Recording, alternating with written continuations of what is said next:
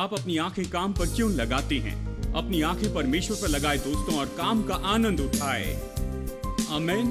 काम का आनंद उठाए, लेकिन अपनी आंखें परमेश्वर पर लगाएं और परमेश्वर आपको बहुत आयत से आशीष देगा, बहुत आयत से देगा।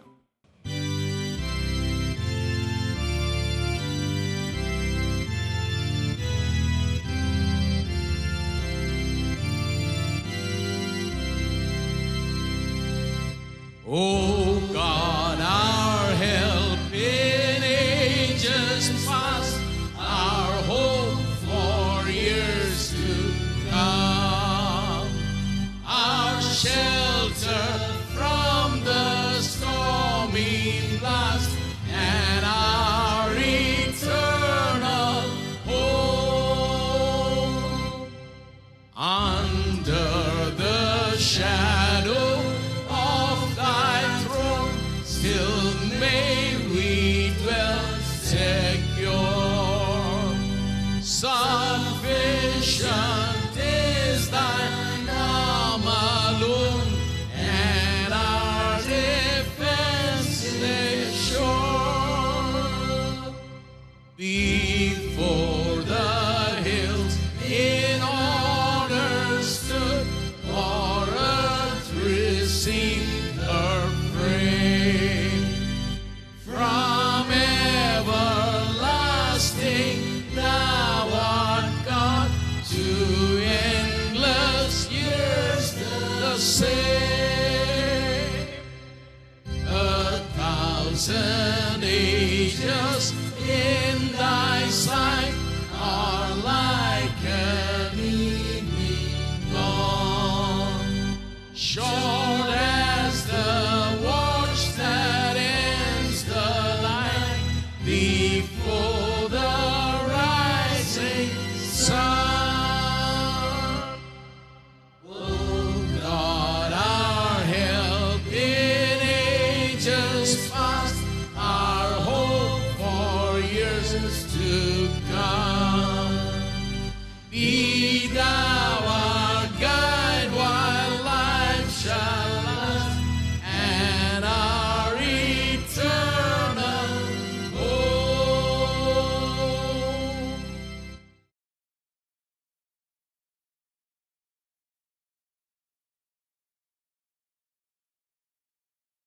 शैतान बताता है, नहीं नहीं, तुम पुत्र होने के लायक नहीं हो। देखो कितनी गड़बड़ी की है। ये सब कुछ देखो जो तुम्हारे जीवन में हुआ है। अच्छा है कि दास बन जाओ, लेकिन पुत्र नहीं। आप शैतान से कहें कि अपना सामान लेकर चला जाए, क्योंकि आप उससे कहें कि परमेश्वर आपको अपना पुत्र कहता है। आकाश और पृथ्वी में से कोई नहीं बदल सकता, क्योंकि परमेश्वर ने आपको पुत्र कहा है। आमीन। चलिए आगे पढ़ते हैं।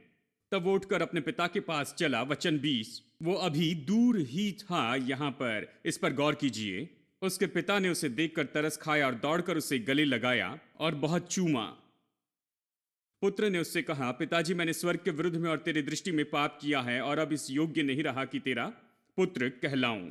ये तो सच में उसे चौंकाने वाला होगा, क्योंकि वो घर की ओर आ रहा था और पिता ने देखा जैसे वो आ रहा था दूर से ही, यानी पिता राह देख रहा होगा।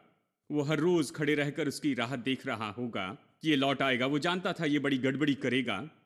वो जानता था सारा पैसा खो बैठेगा, बिल्कुल शून्य हो जाएगा। वो जानता था वो वापस आएगा। तो वो राह देखता है, राह देखता है, उसे आते हुए देखता है। वो बड़े प्रेम से उसके पास में आता है, उसे गले लगाता है, उसे चूमता है। और ये लड़का शायद पूरी तरह से चौंक गया होगा। देखिए, बहुत से लोग परमेश्वर के प्रेम के संदेश से चौंक जाते हैं। वो प्रेम के परमेश्वर को नहीं जानते, वो बस जानते हैं ऐसा परमेश्वर जो नरक में भेजता है, ऐसा परमेश्वर जो दंड देता है, ऐसा प्रभु छड़ी लेकर बैठता है जो हमेशा तैयार होता है कि गलती करते ही एक सिर पर मारे। इस तरह के प्रभु के बारे में सुना। उन्होंने प्रेम के परमेश्वर के बारे में कभी नहीं सुना। हमारा परमेश्वर प्रेम का प्रभु है।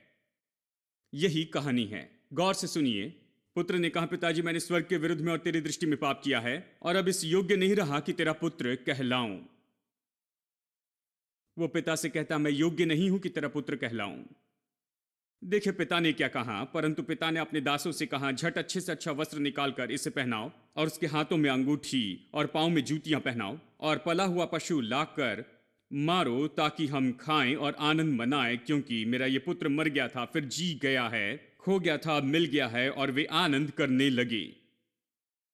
पिता ने नहीं सुनी इस लड़के की कोई भी विनती। जानते हैं उसने कभी कभी ये सुनना नहीं चाहा कि बेटा कहे कि मुझे पुत्र नहीं होना है, मैं बस दास होना चाहता हूं। लेकिन पिता ने उसकी ओर ध्यान नहीं दिया, उससे पुत्र जैसा व्यवहार किया। परमेश्वर हमसे हमेशा पुत्र जैसे व्यवहार करता है और अच्छा है इसे समझ ले और इसके अनुसार करने लगे। अब इसे सुनिए, कहानी यहां खत्म नहीं हुई। देखिए वचन 25 यहां पर, परंतु उसका जेठा पुत्र खेत में था। यहां पर एक और बेटा है, यानी यहां पर भी उड़ाऊ पुत्र है और जेठा पुत्र भी है। कुछ लोग उड़ाऊ पुत्र हैं तो कुछ जेठे पुत्र हैं, आप खुद देख लीजिए आप कौन हैं। ये कहानी हम सभी के लिए है। तो उसका जेठा पुत्र खेत में था। जब वो आते हुए घर के निकट पहुंचा तो उसने गाने बजाने और नाचने का शब्द सुना।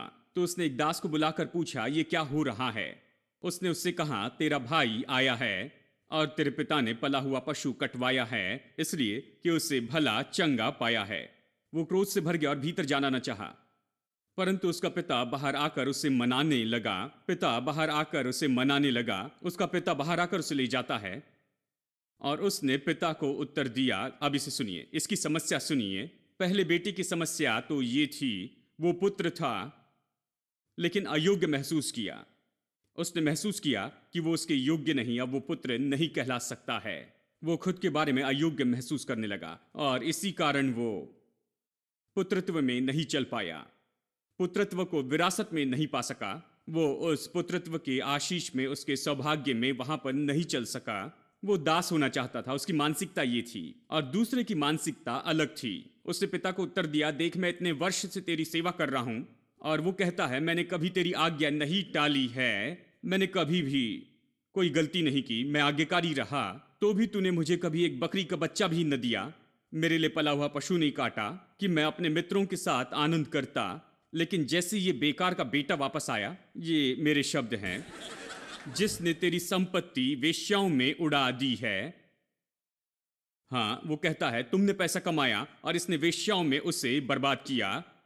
कहता है तेरी संपत्ति, देखिए यहां, उसने तेरी सारी संपत्ति को लिया और इसे वेश्याओं में बर्बाद किया, तो उसके लिए तूने पला हुआ पशु कटवाया।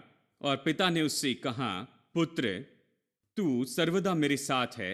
अब इन बातों को रेखांकित कीजिए जो मैं कहने वाला हूं और जीवन भर इसे अपने साथ रखिए, क्योंकि ये सबसे महत्वपूर्ण बात है। मैं चाहता हूं कि आप इसे ले ले। वो कहता है जो कुछ मेरा है वो सब तेरा ही है, जो कुछ मेरा है वो तेरा ही है। अद्भुत वाक्य है। मेरे पास जो कुछ भी है, देखिए वो कह रहा है, तू यहां पर शिकायत कर रहा है कि मैंने एक पला हुआ पशु काटा है, तुम्हें 10 पले हुए पशु चाहिए तो वो वहां पर है, तुम्हारा ही है, सब कुछ तुम्हारा है। तुम चाहे तो 10 पले हुए पशु काटो और पार्टी करो यदि तुम चाहो तो। तुम इसे क्यों नहीं करते हो? क्योंकि इस पुत्र की समस्या अलग थी। वो तो पुत्र था लेकिन उसे अयोग्य महसूस हुआ, और ये तो पुत्र था लेकिन ये नहीं जानता था कि कैसे आनंद उठाए पुत्र होने के इस आशीषित सौभाग्य का अपने प्रतिदिन के जीवन में, और परमेश्वर ने उसके हाथ में जो रखा उसका आनंद उठाए। हाँ, वो आज्ञाकारी था, वो अच्छा था, वो धर्मी था, जाकर उसने पैसा बर्बाद नहीं किया, उसने कुछ गलत नहीं किया, लेकिन वो नहीं जानता था कि पुत्र के रूप में अपने जीवन का आनंद कैसे उठाए। कितने तो भी विश्वासी ऐसे हैं, लंबे चेहरे वाले, संगीत बजता है तो वो कहते हैं ये सब क्या है, मैं संगीत सुन रहा हूं। वो झिंग झिंग झिंग झिंग झिंग शैतान का संगीत है। क्या ऐसे विश्वासियों को देखा? मेरी परवरिश ऐसी हुई, उन सारी चीजों के बिल्कुल बीच में ही। कोई भी संगीत बजाओ शैतान का ही है, जानते हैं।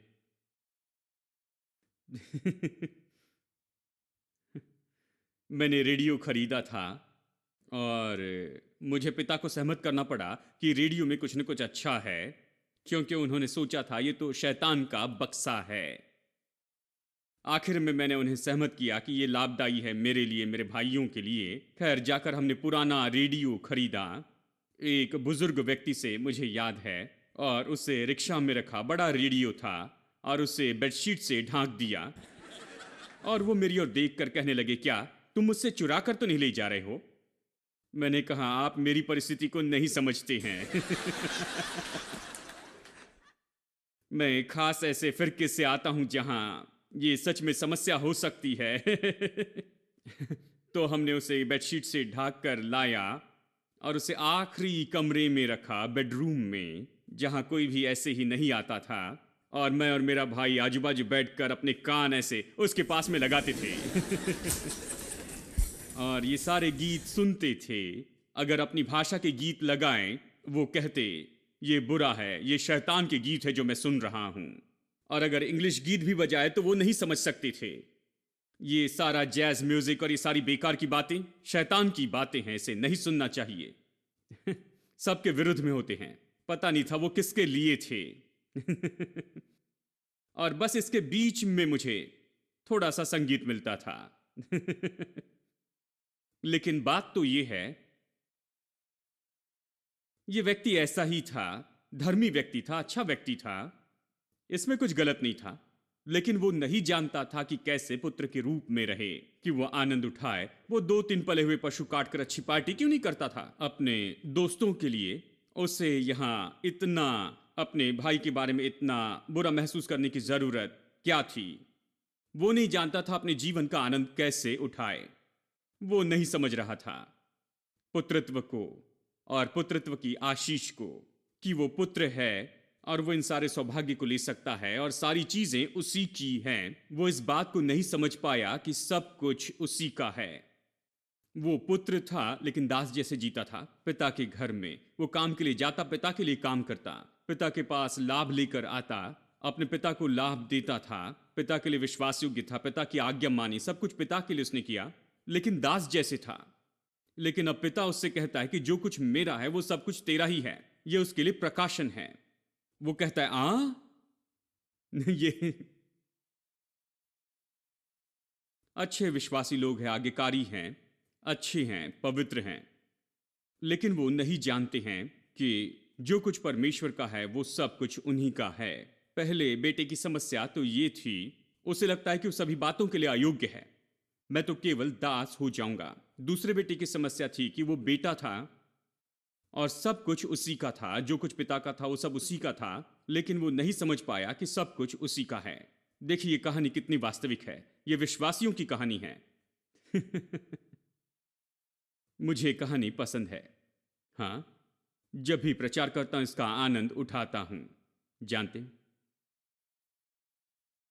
सब कुछ तुम्हारा है, जो कुछ मेरा है सब तुम्हारा है। सब लोग कहिए, सभी लोग जुड़कर मेरे साथ में से कहिए, जो कुछ मेरा है वो तुम्हारा है। जो कुछ मेरे पिता परमेश्वर के पास में है वो मेरा है। सब कुछ जो परमेश्वर का है वो मेरा है। हर एक चीज जिसका मसीह यीशु मालिक है, मैं भी उसका मालिक हूं। हर एक चीज जिसका यीशु मसीह वारिस है, मैं भी उसका वारिस हूं। अब अभी भी हम मुद्दे पर नहीं आए हैं। आपको लगा हम मुद्दे पर आ चुके हैं? एक और बात और आप निश्चय कूद पड़ेंगे। अपनी कुर्सियों को कसकर पकड़ लीजिए। हम क्या कह रहे हैं? हम कह रहे हैं पसीना नहीं, कह रहे हैं कोई कष्ट नहीं। हम कह रहे हैं कैसे आपके कष्ट के दिन खत्म हो चुके हैं। हम कह रहे हैं प्रभु की आशीष ही हमें धनी बनाती है और वो उसमें दुख नहीं मिलाता है। तो चलिए मैं ये कहता हूं कि यदि जो कुछ भी परमेश्वर का है वो सब कुछ आपका है, तब आपको क्यों इतनी मेहनत करने की जरूरत है कि जो पहले से आपका है उसे आप ले? हेलो, अगर आप इससे चौंक नहीं गए हैं तो चलिए फिर से बताऊं। कुछ लोगों को लाइट लगाने के बाद में थोड़ी देर से वो लगता है। मेरे घर में लाइट्स ऐसे ही हैं, राह देखनी पड़ती है। यदि जो कुछ भी परमेश्वर का है वो सब कुछ पहले से ही आपका है, तो फिर आपको इतना पसीना बहाने की जरूरत क्या है कि इतना ज्यादा कष्ट करते जाए और इतनी मेहनत करते जाए कि उसे पाने की कोशिश करे जो कि पहले से ही आपका है। हेलो, कुछ लोग मेरी ओर देखकर कह रहे हैं, ब्रदर 30 साल मैंने इतनी कोशिश कर ली, अभी आप बता रहे हैं। मैं आपको बताऊं, कम से कम 30 साल के बाद आपके ये कष्ट करने के दिन खत्म हो जाए यीशु के नाम में। आप शायद 30 साल तक अपना मसीह जीवन बिल्कुल अलग तरह से जीते आए। मैं बताऊं, सही तरीके से जीते जाए, प्रभु राज्य के तरीके से जीते जाए मेरे दोस्तों, अपने तरीके से नहीं। अपने पसीने के बारे में घमंड न करे और आपकी मेहनत, और आप कितनी ज्यादा मेहनत करते जाते हैं। अगर ये पहले से ही आपका है तो जो आपका, उसके लिए इतनी मेहनत करने की जरूरत क्या है? हेलो,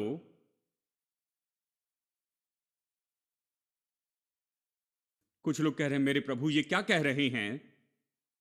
मैं कह रहा हूं, जबकि ये पहले से ही मेरा है, जबकि ये पहले से ही मेरा है, सब कुछ पहले से ही मेरा है, तो मेरा काम ये नहीं कि पसीना बहाऊं, इतना कष्ट करूं कि कुछ कमाने की कोशिश करते जाऊं। मुझे विश्वास करना पड़ेगा कि ये मेरा है। अब ये मेरी मेहनत से बढ़कर मेरा विश्वास हो गया है। मुझे भरोसा करना है, विश्वास रखना है कि सब कुछ मेरा है। तब आप सीटी बजाते हुए काम पर जाएंगे। अगर आप ये सोचते हैं मेहनत करनी होगी फिर ही सब कुछ मिलेगा, तो सीटी नहीं बजा सकते। यह ऐसे ही नहीं आएगा, बहुत मुश्किल होगी। लेकिन अगर आप सोचे कि सब कुछ आपका है तो आपकी मनोदशा अलग होगी।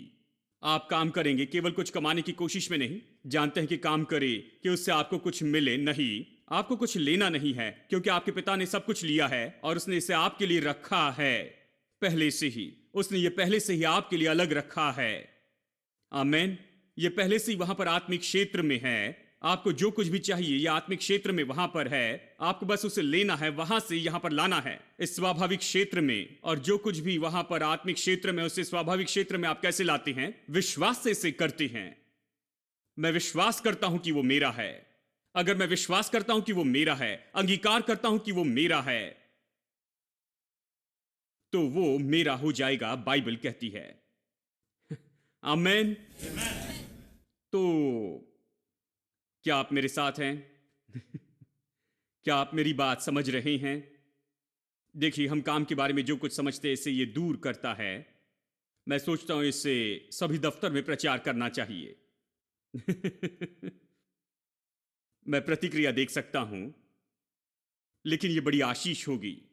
लोग बेहतर तरीके से काम करेंगे, बेहतर तरीके से खुद का आनंद उठाएंगे जब वो परमेश्वर की ओर अपने स्रोत के रूप में देखते जाएंगे। आमीन। यानी सब कुछ मेरा है क्योंकि मेरा पिता सारी बातों का मालिक है। राजा को अपना धन कैसे मिलता है? उनका धन एक राजा से दूसरे राजा को मिलते जाता है, एक पीढ़ी से अगली पीढ़ी को मिलता है। राजा जाकर काम नहीं करता कि पैसे जमाते चले जाए, नहीं। उसका पिता राजा था, उसने सारा धन रखा। उसका भी पिता राजा था, उसने ये सारा धन रखा है। ये सारा जमा किया धन उसके पास में आया है। और मैं आपको बताऊं, मेरा जो धन है ये रखा गया राजाओं के राजा के द्वारा, प्रभुओं के प्रभु के द्वारा। जैसे एक भाई ने कहा, कृपया कर मेरी पत्नी को बताइए मैं कितनी मेहनत करता हूं। कोई नहीं समझता मैं कितनी मेहनत करता हूं। जानते हैं, जैसे मानो ये बहुत ही सामर्थ्य प्रकाशन हो गया है। वो कितनी मेहनत करता है ये उत्पत्ति 3 में पहले से ही है। जब श्राप बताया गया तो ये बताता है कितनी मेहनत करनी होगी। मुझे आश्चर्य होता है अभी भी आप श्राप में हैं, श्राप में ही होकर काम कर रही हैं, क्योंकि यीशु आया है कि उस श्राप को दूर कर दे। उन्होंने कांटों का मुकुट बनाकर उसके सिर पर रख दिया और वहां पर आपका दुख चला गया। आज हमने ये सुंदर गीत गाया जो ये कहता है, मैं अपने दुख उसे देता हूं, मैं अपनी शर्म उसे देता हूं, मैं अपना दर्द उसे देता हूं। मैं आपको बताऊं, जब आप उस दुख और दर्द के बारे में गीत गाते हैं, केवल दूसरे दुख और दर्द के बारे में मत सोचिए, लेकिन उस दुख और दर्द के बारे में सोचिए जो पैसा कमाने के साथ में जुड़ा हुआ होता है। वो दुख और दर्द जो आता है इस संसार में पैसा कमाने में, मैंने उसे दे दिया। मैंने उस दुख और दर्द को उसे फेंक दिया, उस पर मैंने उसे डाल दिया और प्रभु का आनंद मैंने ले लिया। हालेलुया। अगर इस पर विश्वास करते हैं तो इसे अपने साथ घर ले जाइए दोस्तों। उस दुख को दे दीजिए, उस दर्द को दे दीजिए और प्रभु का आनंद आप लीजिए। इस सच्चाई में आनंद मनाएं कि सब कुछ आपका है। ये सच्चाई कहते जाए कि सब कुछ आपका है। जो घर आपको चाहिए वो आपका है। ये तो उसके लिए पहले दाम चुकाया गया आपके पिता के द्वारा। ये विश्वास कीजिए। कुछ लोग कहते हैं, ब्रदर मैंने अब तक डाउन पेमेंट भी जमा नहीं की है। फुल पेमेंट कर दिया गया है पहले से ही। आपके स्वर्गीय पिता ने फुल पेमेंट कर दिया है। क्यों न इस पर विश्वास करे? उसने दे दिया है। देखिए, लेने वाला कोई नहीं, यही तो समस्या है।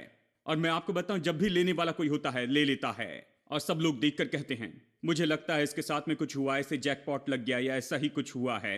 मुझे लगता है ये घोड़ों पर अपना पैसा लगाते हैं। मैं लेने वाला हूं। मैं ये विश्वास करता हूं, मैंने इसे लिया है और आगे भी मैं इस तरह से लेते जाऊंगा। आमीन।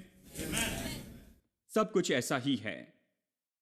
लोग छोटी छोटी बातों के बारे में बड़ी चिंता करते हैं। ओ, मुझे कार चाहिए। उस कार के लिए दाम चुका दिया गया है आपके स्वर्गीय पिता ने। अब विश्वास कीजिए कि यह आपकी है। विश्वास करें कि सब कुछ आपका है। अंगीकार कीजिए, विश्वास कीजिए। आमीन। ऐसा विश्वास कीजिए। हाँ, हमेशा शिकायत मत करते रहिए मेरे पास में कार नहीं है ब्रदर, मैं दूसरों के जैसे नहीं हूं, मेरे पास में कार नहीं है। नहीं, बस अपना मुंह खोलकर कहें कि सब कुछ मेरा है, क्योंकि परमेश्वर सबका मालिक है और मैं उसके साथ में संगी मालिक हूं। यहां शुरू कीजिए दोस्तों। तो मैं आपसे यह कहता हूं, यही तो कह रहा हूं, आपके काम से बढ़कर आप अपने विश्वास की ओर गौर कीजिए। बहुत से लोग काम की ओर ध्यान देते, काम काम काम करते रहते हैं। एक भाई ने कहा मुझे काम की लत लग गई है, मानो जैसे शराब की लत हो। शराबी कौन होता है? सुबह के समय उठता है, बस शराब पीने लग जाता है, वो बस पीते चले जाता है। ये तो एक शराबी है। काम का आदि सुबह सुबह जल्दी शुरू कर देता है और रात को देर तक काम करता है। काम काम काम काम काम काम काम काम। एक भाई ने कहा काम मेरी पहली पत्नी है। मैंने कहा मुझे आपकी दूसरी पत्नी के लिए बड़ा खेद है। जब किसी से शादी करनी है तो पहले पता लगाएं कि किससे शादी कर रही हैं। क्या उसकी केवल यही एक पत्नी है? आपने काम में ऐसा क्या पा लिया है कि उसे अपनी पहली पत्नी बना ली? नहीं। आप अपनी आंखें काम पर क्यों लगाते हैं? अपनी आंखें परमेश्वर पर लगाए दोस्तों, और काम का आनंद उठाए। आमीन। काम का आनंद उठाए, लेकिन अपनी आंखें परमेश्वर पर लगाएं और परमेश्वर आपको बहुत आयत से आशीष देगा, बहुत आयत से देगा। देखिए, यानी ज्यादा ध्यान दीजिए अपने विश्वास पर कि आपके जीवन में वो सब कैसे लेकर आए जो प्रभु ने आपके लिए रखा है, जिसके लिए परमेश्वर ने पहले दाम चुकाया है और आपके लिए रखा है। उससे अपने जीवन में कैसे लाए, उसे यहां पर कैसे लेकर आए अपने जीवन में। इस बात की ओर ध्यान दे कि कैसे आप सब कुछ अपने हाथ में ले ले, सारी चीजों के वारिस होने की कला जान ले। know who I am. I know who I am. I know who I am. I am yours. I am yours. I know who I am. Know who I am. Know who I am. I am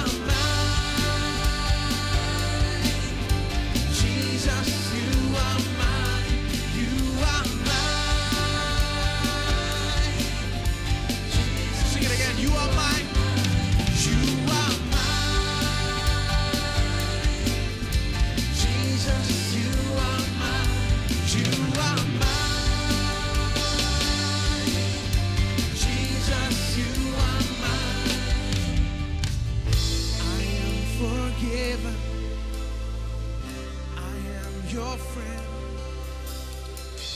I am accepted. I know who I am. I am secure. I'm confident that